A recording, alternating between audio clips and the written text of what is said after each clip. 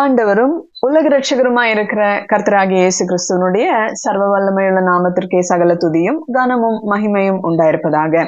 கிறிஸ்துவுக்குள் அன்பான தேவஜனமே, இந்நாளிலேயும் நாம் மிகவும் முக்கியமான ஒரு சில காரியங்களை குறித்து பார்க்க போகிறோம். அதிலேயும் ஏன் இந்த உபத்திரவம், ஏன் இந்த நெருக்கம், ஏன் இந்த பாரம் என்பதை குறித்து நாம் வேத வசனங்களினால் பார்க்க போகிறோம். அதாவது சாத்தான் நம்மை உபத்திரவப்படுத்தினால் அவனுடைய அடிமைத்தனத்துக்குள்ளே அவன் நம்மை வைத்திருந்தான். அதிலிருந்து விடுதலை பண்ணுவதற்கு தேவாதி தேவன் கர்த்தாதி கர்த்தர் நம் ரட்சகர் இருக்கிறார். ஆனால் கர்த்தரே நம்மை ஒரு சில உபத்திரவத்துக்குள்ளே தள்ளினால் அல்லது அவர் நம்ம மீது ஒரு சில பாரத்தை சுமத்தினால் நாம் என்ன செய்வோம்? கர்த்தர் அப்படி எல்லாமா செய்வாரு?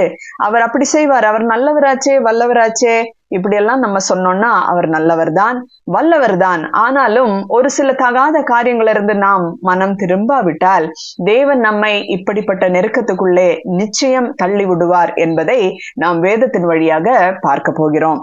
கர்த்தராகிய இயேசு கிறிஸ்து ஒலிவ மலையிலே உட்கார்ந்து கொண்டிருக்கும் பொழுது அவருடைய சீஷர்கள் ஒரு சில கேள்விகளை கேட்கிறார்கள். என்ன கேட்கிறார்கள் என்றால், உலகத்தின் முடிவுக்கும் இவைகள் எப்பொழுது சம்பவிக்கும் என்றும் அல்லது உம்முடைய வருகைக்கும் அடையாளம் என்ன என்று கேட்கும் பொழுது கர்த்தர் அவருக்கு பிரதியுத்தரமாக என்ன சொல்லுகிறார்? மத்தேயு 24வது அதிகாரம் 4வது வசனத்திலே இயேசு அவர்களுக்கு பிரதியுத்தரமாக, ஒருவனும் உங்களை வஞ்சியாதபடிக்கு எச்சரிக்கையாயிருங்கள். அப்படி என்றால் அர்த்தம் என்ன? கடைசி காலத்திலே வஞ்சிக்கிறவர்கள் எழும்புவார்கள் என்பதுதான் அர்த்தம். இந்த வஞ்சிக்கிறவர்களுடைய, அதாவது கள்ள கிறிஸ்துக்கள், கள்ள போதகர்கள், கள்ள தீர்க்கதரிசிகள் வருவார்கள் என்று கர்த்தர் சொல்லுகிறார். இது எல்லாம் சபைக்குள்ளே நடக்கிற காரியமாய் இருக்கிறது. இந்த கள்ள போதகத்துக்குள்ளே அல்லது இந்த கள்ள தீர்க்கதரிசியை நாம் விசுவாசித்து அதன்படி சொல்லுகிற காரியங்களுக்கு ஏற்றபடி நாம் நடந்து கொண்டோமே ஆகில் நிச்சயம் கர்த்தர் நம்மை உபத்திரவத்திலே தள்ளுவார் என்று வேதம் நமக்கு சொல்லி தருகிறது. வாசிக்கலாம். வெளிப்படுத்தின விசேஷம் 2வது அதிகாரம் 18வது வசனத்திலிருந்து நாம் வாசிக்கும் பொழுது, தியதீரா சபையின் தூதனுக்கு எழுத வேண்டியது என்னவெனில், அதாவது ஒரு சபைக்கு கர்த்தர் இந்த காரியத்தை சொல்லுகிறார். என்ன சொல்லுகிறார்? அக்கினி ஜுவாலை போன்ற கண்களும் பிரகாசமான வெண்கலம் போன்ற பாதங்களும் உள்ள தேவகுமாரன் சொல்லுகிறதாவது, நான் ஒரு காரியம் உன்னை குறித்து அறிந்திருக்கிறேன். முதலாவது நன்மைகளை குறித்து கர்த்தர் சொல்லுகிறார். என்ன சொல்லுகிறார் என்றால், உன் கிரியைகளையும் உன் அன்பையும் உன் ஊழியத்தையும் உன் விசுவாசத்தையும் உன் பொறுமையையும் நீ முன்பு செய்த கிரியைகளிலும் பின்பு செய்த கிரியைகள் அதிகமாய் இருக்கிறதையும் அறிந்திருக்கிறேன். கர்த்தர் இந்த சபையினுடைய ஒரு நன்மையான காரியங்களை குறித்து அல்லது அவர்கள் செய்கிற அநேக விசுவாசத்தின் காரியங்களை குறித்து நான் அறிந்திருக்கிறேன் என்று கர்த்தர் சொல்லுகிறார். உனக்கு நல்ல பொறுமை இருக்கிறது, நான் அறிந்திருக்கிறேன்.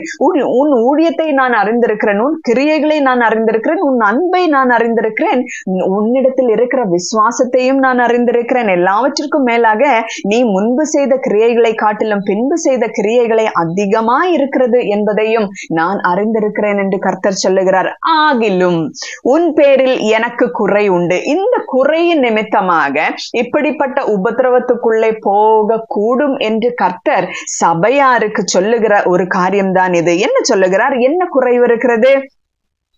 ஆகிலும் முன் பேரில் எனக்கு குறை உண்டு. என்னவெனில், தன்னை தீர்க்கதரிசி என்று சொல்லுகிற எசபேல் என்னும் ஸ்திரீயானவள் என்னுடைய ஊழியக்காரர் வேசித்தனம் பண்ணவும் விக்கிரகங்களுக்கு படைத்தவைகளை புசிக்கவும் அவர்களுக்கு போதித்து அவர்களை வஞ்சிக்கும்படி நீ அவளுக்கு இடம் கொடுக்கிறாய். அதாவது அப்போஸ்தலர்களுடைய ஊழிய நாட்களிலே அவர்களுடைய போதனை என்ன என்று நாம் பார்க்கும் பொழுது, பிள்ளைகளே நீங்கள் விக்கிரகங்களுக்கு விலகி இருங்கள் என்று சொல்லுகிறது அநேக இடங்களிலே நாம் பார்க்கிறோம். விக்கிரகங்களுக்கு படைத்தவைகளும் நொறுங்குண்டு செத்தவைகளும் நீங்கள் எடுக்க கூடாது என்று வேதத்திலே அவர்கள் சொல்லுகிறதை நாம் பார்த்திருக்கிறோம். அப்படி என்றால் இந்த சபையில இருக்கிற ஒரு தவறான காரியம் என்ன என்றால், தன்னைத்தான் தீர்க்கதரிசி என்று சொன்னவள், அதாவது கர்த்தரால் தீர்க்கதரிசியாக எழுப்பப்பட்டவள் அல்ல, தன்னையே தீர்க்கதரிசி என்று சொல்லுகிற எசபேல் என்னும் ஸ்திரீயானவள் என்ன செய்கிறாளா? தேவனுடைய ஊழியக்காரர்களை வேசித்தனம் பண்ண வைக்கிறதை பார்க்கிறோம். வேசித்தனம் என்றால் என்ன? அது தவறுதலான ஒரு மீனிங்ல இங்க சொல்லவில்லை. தேவனை சார்ந்திருக்க வேண்டியவர்கள், தேவனை சேவித்துக் கொண்டிருக்கிறவர்கள் தேவன் அல்லாததை சேவிக்கும்படியாக, அதாவது தேவனுடைய இடத்துல என்னெல்லாம் வரக்கூடுமோ அந்தந்த காரியங்களில் சேவித்துக் கொண்டு பிசாசனுடைய போதனைக்கு தக்கதாக அல்லது எசபேலினுடைய கள்ள போதனைக்கு தக்கதாக அவர்கள் இடம் கொடுக்கிறார்கள் என்று வாசிக்கிறோம். பாருங்கள், அவள் மனம் திரும்பும்படியாய் அவளுக்கு தவணை கொடுத்தேன். தன் வேசி மார்க்கத்தை விட்டு மனம் திரும்ப அவளுக்கு விருப்பம் இல்லை. அதுக்கு மேல உள்ள வசனத்துல விக்கிரகங்களுக்கு படைத்தவர்களை புசிக்கவும் அவர்களுக்கு போதித்து, அப்போ தவறான ஒரு போதனை அவள் போதிக்கிறதை நாம் பார்க்கிறோம். என்ன சொல்லுகிறாள்? இது தவறில்லை என்ற ஒரு போதனை அவள் போதிக்கிறதை நாம் பார்க்கிறோம். அவர்களை வஞ்சிக்கும்படி நீ அவளுக்கு இடம் கொடுக்கிறாய். இப்படிப்பட்ட ஒரு தவறான போதனை சபைக்குள்ளே கொண்டு வந்து அவர்களை வஞ்சிக்கும்படியான ஒரு போதனை அவள் பண்ணுவதற்கு நீங்க இந்த சபையில இடம் கொடுக்கிறீங்கன்ற தவறு நான் பார்க்கிறேன், இடம் கொடுக்கிறீங்கன்ற அந்த ஒரு குறையை நான் பார்க்கிறேன் என்று கர்த்தர் சொல்லுகிறார். ஆனாலும் எசபேலுக்கு கூட கர்த்தர் ஒரு தவணைகளை கொடுக்கிறதை நாம் பார்க்கிறோம். மனம் திரும்புவதற்கு என்று தவணை கொடுக்கிறார். ஆனால் அவளோ மனம் திரும்பவில்லை. 22வது வசனத்திலே, இதோ நான் அவளை கட்டில் கிடையாக்கி அவளுடனே விபச்சாரம் செய்தவர்கள், அதாவது அவளுடைய போதனைக்கு தக்கதாய் அதன்படியே நடந்து கொண்டவர்கள் தங்களுடைய கிரியைகளை விட்டு மனம் திரும்பாவிட்டால் அவர்களையும் மிகுந்த உபதிரவத்திலே தள்ளி. அப்போ தவறான போதனைக்கு நம்ம இறங்கணும்னா, அல்லது அந்த போதகத்துக்கு ஏற்றபடி வஞ்சிக்கப்பட்டு நாம் அந்த வழியில நடந்தோம்னா நிச்சயம் கர்த்தர் என்ன செய்கிறாரா? மிகுந்த உபதிரவத்திலே தள்ளுகிறார் என்று வேதத்திலே நாம் வாசிக்கிறோம். அடுத்தது என்ன செய்கிறார்? எசபேலினுடைய பிள்ளைகளை கொல்லுவேன் என்று கர்த்தர் சொல்லுகிறார். அப்பொழுது நானே உள்ளிந்திரியங்களையும் இருதயங்களையும் ஆராய்கிறவர் என்று எல்லா சபைகளும் அறிந்து கொள்ளும். எப்படி ஏவாள் சாத்தானால வஞ்சிக்கப்படும் பொழுது இது வஞ்சனை என்பது அவள் உணர்ந்து கொள்ளாமல் அறிந்து கொள்ளாமல் இருந்தாளோ, அதே போலதான் இங்க எசபேலினுடைய இருதயத்தில் இருக்கிற அந்தரங்கத்தில் இருக்கக்கூடிய இந்த கிரியைகள் அல்லது இவளுடைய இந்த தவறான போதனைகள் சபையார் உணர்ந்து கொள்ளாமலும் புரிந்து கொள்ளாமலும் இருக்கக்கூடும். ஆதலால் தான் அப்போஸ்தலர் நடபடிகளிலே நாம் பார்க்கிறோம் அவர்களுடைய போதகம் எப்படி இருந்தது, எதை குறித்து போதித்தார்கள். வானத்திலிருந்து ஒரு தூதனே இறங்கி வந்தாலும் வேற ஒரு சுவிசேஷம் உங்களுக்கு சொன்னாலும் அவன் சபிக்கப்பட்டவன் என்று பவுல் சொல்லுவதற்கு காரணம் அதுதான். ஏனென்றால் அநேக வஞ்சகர்கள் கடைசி காலத்துல எழும்புவார்கள் என்று வேதத்துல நாம் ஆங்காங்கே வாசிக்கிறோம். இது நிமித்தமாக என்ன நடக்கிறது? மிகுந்த உபதிரவத்துல தள்ளுவேன் என்று கர்த்தர் சொல்லுகிறார். பாருங்கள், நானே உள்ளிந்திரியங்களையும் இருதயங்களையும் ஆராய்கிறவர் என்று எல்லா சபைகளும் அறிந்து கொள்ளும். அன்றியும் உங்களில் ஒவ்வொருவனுக்கும் உங்கள் கிரியைகளின் படியே பலனளிப்பேன். தியதீராவிலே இந்த போதகத்தை பற்றி கொள்ளாமலும், ஆனாலும் ஒரு சிலர் இந்த தவறான போதகத்தை பற்றி கொள்ளாமலும் சாத்தானுடைய ஆழங்கள் என்று அவர்கள் சொல்லுகிறார்களே. எப்படிப்பட்ட போதனைகளா? சாத்தானுடைய ஆழங்கள் என்ற போதகங்கள். அந்த ஆழங்களை அறிந்து கொள்ளாமலும் இருக்கிற மற்றவர்களாகிய உங்களுக்கு நான் சொல்லுகிறதாவது, உங்கள் மேல் வேறொரு பாரத்தையும் சுமத்த மாட்டேன் என்று கர்த்தர் சொல்லுகிறார். அப்படி என்றால் அந்த போதகத்தை தெரிந்து கொள்ள வேண்டும் என்று நினைக்கிறவர்கள் அல்லது அந்த போதகத்தின் ஆழங்களை, சாத்தானுடைய போதகத்தின் ஆழங்களை அறிந்து கொள்ள வேண்டும் என்று நினைத்து அதன் வழியிலே தவறாய் போகிறவர்களுக்கு கர்த்தர் பாரத்தை சுமத்துவார் என்று சொல்லுகிறார். ஏனென்றால் அதை பின்பற்றாதவர்களுக்கு நான் வேற பாரத்தை சுமத்த மாட்டேன் என்று கர்த்தர் சொல்லுவார் என்றால் அதை பின்பற்றுகிறவர்களுக்கு நிச்சயம் பாரத்தை கூட்டுவேன் அல்லது சுமக்க வைப்பேன் என்று கர்த்தர் சொல்லுகிறதை நாம் பார்க்கிறோம். எனக்கு அன்பான தேவஜனமே, நாம் நம்முடைய சபையில எப்படிப்பட்ட போதகத்தை அனுமதிக்கிறோம் என்பதை நாம் அறிந்து கொள்ள வேண்டும், உணர்ந்து கொள்ள வேண்டும். இதனுடைய காரியங்கள் நாம் இன்னும் ஆழமாய் அறிந்து கொள்ள வேண்டுமானால் பழைய ஏற்பாடிலே எசபேல் யாரு என்பதை அறிந்து கொள்ள வேண்டும். அவள் எவ்விதமாய் ஜனங்களை வஞ்சித்து வைத்தாள் என்பதையும் நாம் அறிந்து கொள்ள வேண்டும். சீதோனிய ராஜாவின் குமாரத்தியாகிய எசபேல் பாகால் என்னும் ஒருவனை சேவித்துக் கொண்டிருக்கிறதை நாம் பார்க்கிறோம். இந்த ஜனங்களையும் பாகாலையே சேவிக்கும்படிக்கு கர்த்தரிடத்திலிருந்து வழி விலக்கி இந்த பாகாலை சேவிக்கும்படியான ஒரு காரியத்தை அவள் செய்ததை நாம் அந்த இடத்துல பார்க்கிறோம். அப்பொழுது தேவனுடைய மனுஷனாகிய ஏலியா ஒரு காரியத்தை அங்கே செய்கிறார். அதிலே 1 ராஜாக்கள் 18வது அதிகாரம் 21வது வசனத்திலே அவர் என்ன கேட்கிறார் என்றால், நீங்கள் எந்த மட்டும் 2 நினைவுகளால் குந்தி நடப்பீர்கள். 2 நினைவுகள், ஒன்று கர்த்தர் என்று நீங்க நினைக்கிறீங்க, இன்னொன்னு பாகால் என்று நினைக்கிறீங்க. அதனால உங்களுடைய இருதயத்துல 2 நினைவுகள் இருக்கிறது. கர்த்தர் தெய்வமானால் அவரை பின்பற்றுங்கள், பாகால் தெய்வமானால் அவனை பின்பற்றுங்கள் என்றான். ஜனங்கள் பிரதியுத்தரமாக அவனுக்கு ஒன்றும் சொல்லவில்லை. ஆனால் 24வது வசனத்தில் வசனத்திலே, நீங்கள் உங்கள் தேவனுடைய நாமத்தை சொல்லி கூப்பிடுங்கள், நான் கர்த்தருடைய நாமத்தை சொல்லி கூப்பிடுவேன் என்று பாகால் தீர்க்கதரிசிகளிடத்திலே ஏலியா சொல்லுகிறதை நாம் பார்க்கிறோம்.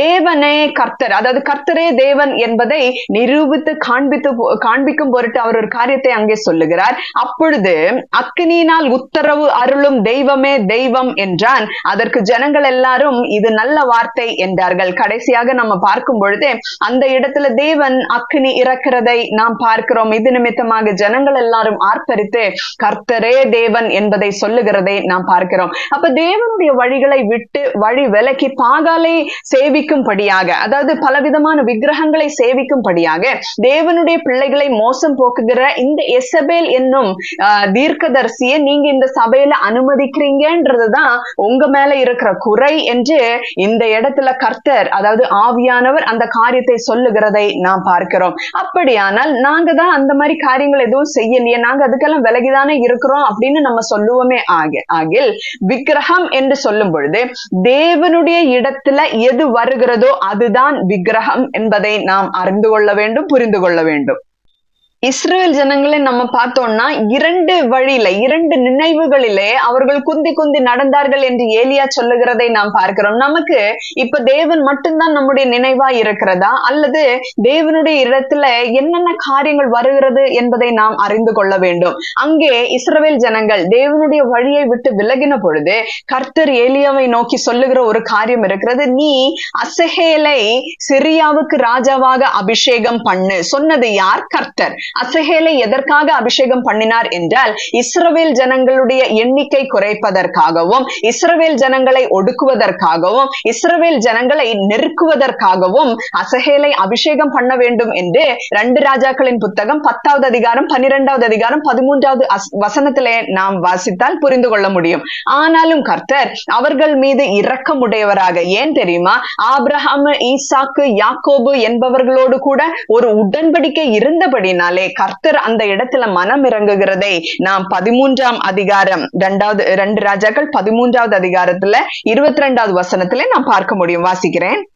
அதிலே 23வது வசனத்திலே, ஆனாலும் கர்த்தர் அவர்களுக்கு இறங்கி ஆபிரகாம், ஈசாக்கு, யாக்கோபு என்பவர்களோடு செய்த தமது உடன்படிக்கை நிமித்தம் அவர்களை அழிக்க சித்தமாய் இராமலும், அவர்களை இன்னும் தம்முடைய முகத்தை விட்டு தள்ளாமலும் அவர்கள் மேல் மனதுருகி அவர்களை நினைத்தருளினார்.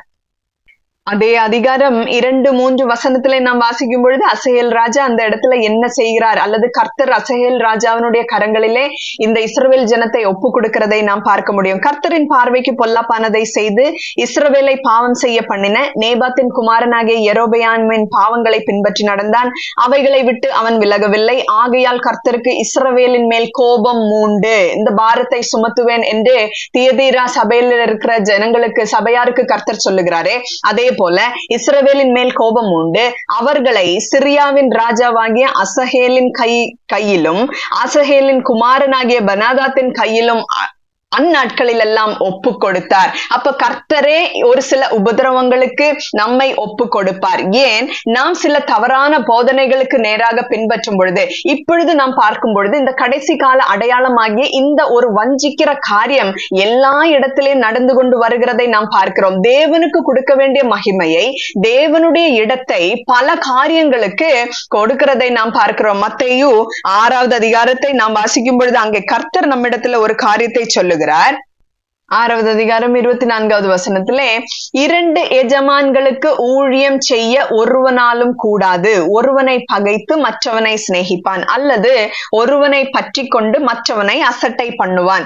தேவனுக்கும் உலக பொருளுக்கும் ஊழியம் செய்ய உங்களால் கூடாது. இதே காரியம்தான் அந்த தியதீரா சபையிலையும் சொல்லுகிறதை நாம் பார்க்கிறோம். தேவனை பின்பற்றி நடக்கிற ஒரு கூட்டம் இருக்கிறது.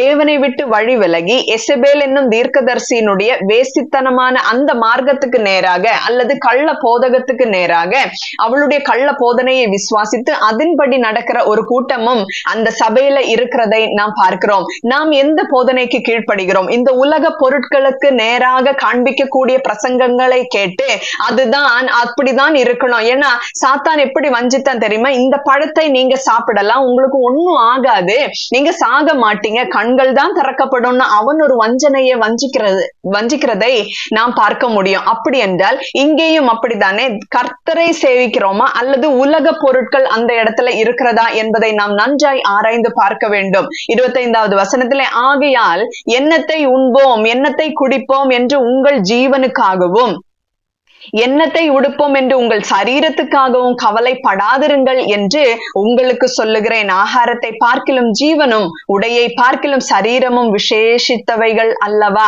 அப்படி என்றால் கர்த்தர் இங்கே என்ன சொல்லுகிறார்? உலக பொருட்கள் என்று சொல்லி எண்ணத்தை உண்போம் எண்ணத்தை குடிப்போம் எண்ணத்தை உடுப்போம் என்ற காரியங்களை குறித்து நீங்க கவலைப்பட்டு கொண்டிருந்து எனக்கு நீங்க ஊழியம் செய்யாமல் இந்த காரியங்களுக்கு நீங்க ஊழியம் செய்து கொண்டிருக்கிறீர்களே, இது என்ன என்று கர்த்தர் கேட்கிறார். அப்படி என்றால் கள்ள போதகர்கள் இந்த நாட்களிலே வந்து சத்தியத்தை உபதேசிக்காமல், சத்திய மார்க்கத்தை நமக்கு சொல்லி தராமல், நித்திய ஜீவனுக்கு நேராக நம்மை வழி நடத்தாமல், பூமியில் உள்ளவைகளை அல்ல மேலானவைகளையே நாடுங்கள் என்று சொன்ன அந்த போதகத்துக்கு நேராக நடத்தாமல் எண்ணத்தை எல்லாமோ காண்பித்து உலகத்தை வந்து சபைக்குள்ளே கொண்டு வந்து பலவிதமான கள்ள தீர்க்க தரிசனங்களை சொல்லி ஜனங்களை வஞ்சித்துக் கொண்டிருக்கிறதை நாம் பார்க்கிறோம். நீங்க போகிற சபையில எப்படிப்பட்ட உபதேசம் இருக்கிறது என்று நீங்கள் நன்றாய் பார்க்கணும். இல்லைன்னா என்ன தெரியுமா, மிகுந்த உபதிரவத்துக்குள்ள ஆளாவீங்க என்று கர்த்தர் நமக்கு தெளிவாக சொல்லி இருக்கிறார். அவர் ஒன்று நமக்கு சொல்லி தராதவர் அல்ல. அவருடைய கால்கள் எப்படி இருக்கிறதா,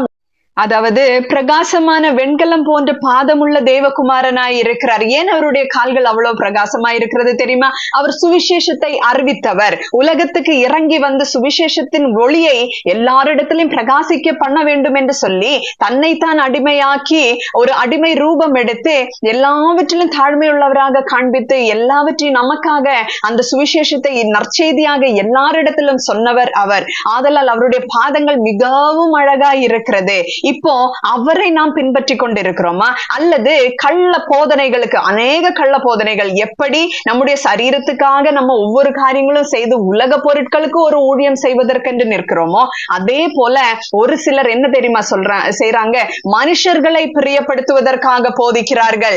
மனிதனை பிரியப்படுத்தி அவர்களுடைய சந்தோஷத்தை தேடி, அதாவது கலாத்தியர் 1வது அதிகாரம் 10வது வசனத்திலே, இப்பொழுது நான் மனுஷரையா தேவனையா யாரை நாடி போதிக்கிறேன்? யாருங்க நாடி போதிக்கிறோம்? ஒரு மனுஷனை பிரியப்படுத்த வேண்டும் என்று பசப்பு வார்த்தைகளை போட்டு கள்ள தீர்க்க தரிசனத்தை உரைத்து இஷ்டத்துக்கு போதிக்கிறோமா அல்லது தேவனை பிரியப்படுத்த பார்க்கிறோமா? பாருங்கள், இப்பொழுது நான் மனுஷரையா தேவனையா யாரை நாடி போதிக்கிறேன்? மனுஷரையா பிரியப்படுத்த பார்க்கிறேன். நான் இன்னும் மனுஷரை பிரியப்படுத்துகிறவனாய் இருந்தால் நான் கிறிஸ்துவின் ஊழியக்காரன் அல்லவே. அப்படி என்றால் அர்த்தம் என்ன?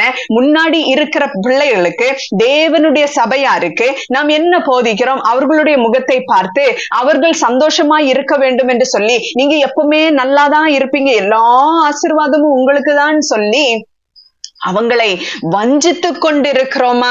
அல்லது இந்தந்த காரியங்களை பின்பற்றினால், இப்படிப்பட்ட போதனைகளுக்குள்ள நீங்க விழுந்து போனீங்கன்னா நிச்சயம் கர்த்தர் உங்களை உபத்திரவத்துக்குள்ளே தள்ளுவார் என்று சத்தியத்தின்படி நம்முடைய கரங்களில் கொடுத்திருக்கிற இந்த வேதத்தின்படி நாம் போதித்துக் கொண்டிருக்கிறோமா என்பதை நாம் பார்க்க வேண்டும். அன்பானவர்களே, நாம் வழி விலகி போனால் அநேக உபத்திரவங்கள் நிச்சயம் நமக்கு வரும். எல்லாவற்றையும் சாத்தான் மீதையே பழி போட்டு நம்ம எஸ்கேப் ஆகி கொண்டு இருக்கிறோம். அதுல தேவன் என்ன வார்த்தை சொல்லுகிறாரோ அதன்படியே நாம் நடக்க வேண்டும். எனக்கு அன்பான தேவ பிள்ளைகளே, மிகவும் அன்பு இருக்கிறதுனாலதான் இந்த காரியத்தை எப்படியாக, ஏன்னா அநேகர் இந்த காரியத்தை வெளியில சொல்றதுக்கு, கர்த்தர் இப்படி எல்லாம் செய்வார்ன்றது சொல்றதுக்கு பயப்படுறாங்க. சத்தியத்தை சத்தியத்தின்படி போதிக்க பயப்படுறாங்க.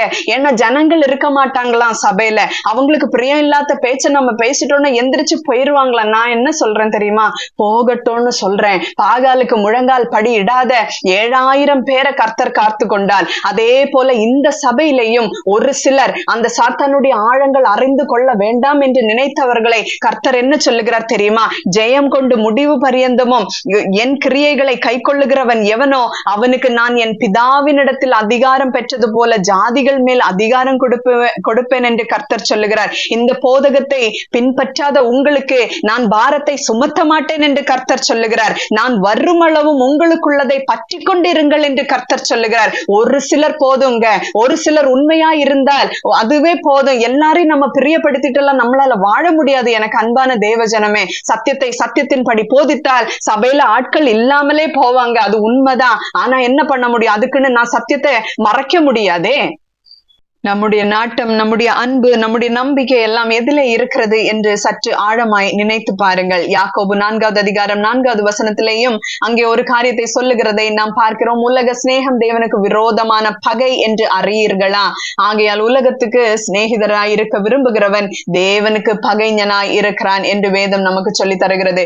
உலகத்தையே பின்பற்றி, உலக சிநேகத்தையே நாம் பின்பற்றி இஸ்ரவேல் ஜனங்கள் எப்படி குந்தி குந்தி நடந்தார்களோ, 2 நினைவுகளால் குந்தி குந்தி நடந்தார்களோ, அதே போல நாமும் உலகமா கர்த்தரா என்று 2 நினைவுகளால் குந்தி குந்தி நடப்போமேயாகில் சாத்தானுடைய கள்ள போதகமாகிய இந்த உலகத்தின் காரியங்கள் எல்லாவற்றையும் அவன் கொண்டு வந்து தரதான் செய்வான். அதிலே நாம் விழுந்து போகாதபடிக்கு, எப்படி ஏவாள் வஞ்சிக்கப்பட்டாளோ அதுபோல நாமும் வஞ்சிக்கப்படாதபடிக்கு நாம் எச்சரிக்கையாய் இருக்க வேண்டும். ஏனென்றால் நாம் வஞ்சிக்கப்பட்டிருக்கிறோம் என்பது கூட அறியக்கூடாதபடிக்கு அவன் காரியங்களை செய்கிறவனாய் இருக்கிறான் என்று அநேக இடங்களிலே வேதத்திலே நாம் வாசிக்கிறோம்.